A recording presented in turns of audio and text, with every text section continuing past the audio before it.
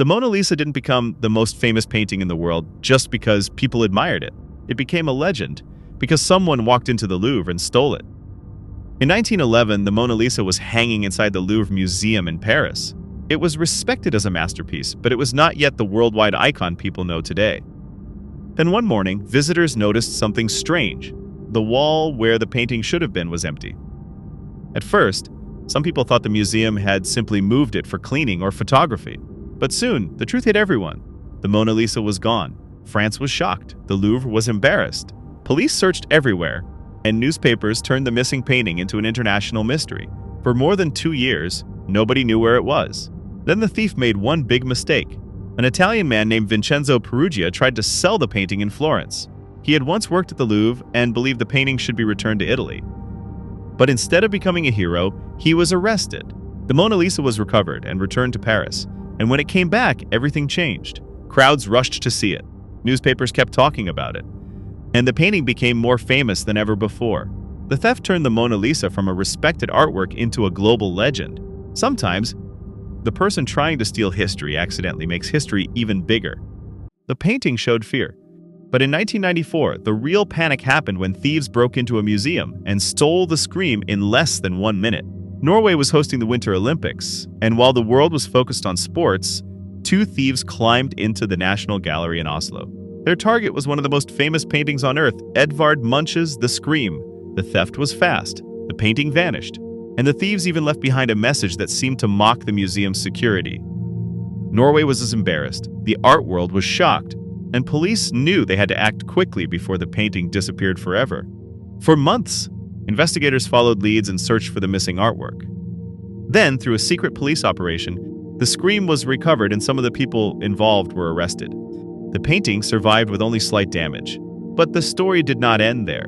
In 2004, another version of the Scream was stolen again, this time from the Munch Museum during opening hours. Once again, the world was stunned. How could one of the most famous images of fear be stolen twice?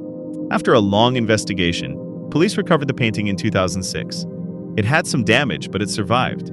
The Scream thefts became a warning to museums everywhere. Because famous art does not only need to be admired, it needs to be protected. And sometimes, the painting that shows fear can become the center of a real-life mystery. 4 armed robbers walked into one of Paris's most luxurious jewelry stores disguised as women. Minutes later, millions of dollars worth of diamonds and luxury jewelry had vanished. This is the story of the Harry Winston Paris robbery. In December 2008, the Harry Winston jewelry store in Paris was home to some of the world's most valuable diamonds, watches, and luxury jewelry. Located in one of the city's most prestigious shopping districts, the boutique catered to wealthy clients from around the world. To most people, it seemed like one of the safest places imaginable. But a group of criminals had spent months planning a robbery. The thieves carefully studied the store, its security measures, and even the employees who worked there. To avoid drawing attention, several members of the gang disguised themselves as women before entering the boutique. At first, everything appeared normal. Then the robbers revealed their weapons and took control of the store. What shocked investigators was how much the thieves seemed to know. They reportedly called some employees by name and moved directly toward the most valuable pieces in the store. Within minutes, they collected diamonds, watches, rings, and other luxury jewelry worth tens of millions of dollars. Then they disappeared into the streets of Paris. The robbery quickly became one of the largest jewelry heists in French history. Police launched an extensive investigation, analyzing security footage, tracking criminal connections, and following leads across multiple locations. Over the following years, several suspects linked to the robbery were identified and arrested. Authorities managed to recover some of the stolen jewelry, but a significant portion was never found. The Harry Winston Paris robbery remains one of the most audacious jewelry store for heists ever committed, proving that careful planning, insider knowledge, and disguise can make criminals almost invisible, at least for a while. In 2005, a group of thieves pulled off one of the most unbelievable bank robberies in history, without using guns, masks, or violence. Instead, they used shovels. The target was the Central Bank of Brazil in the city of Fortaleza, where huge amounts of cash were stored inside a secured vault.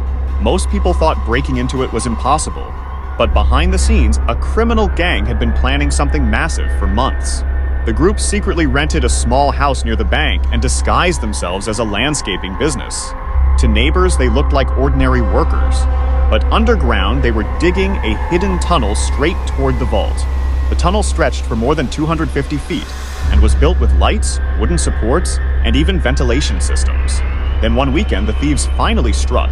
They broke into the vault and stole more than 160 million Brazilian reais, worth over $70 million at the time. The money was so heavy that investigators believed it took several trips to move it all out. By the time authorities discovered the robbery, the gang had already vanished. The heist shocked Brazil and quickly became one of the largest bank robberies ever recorded.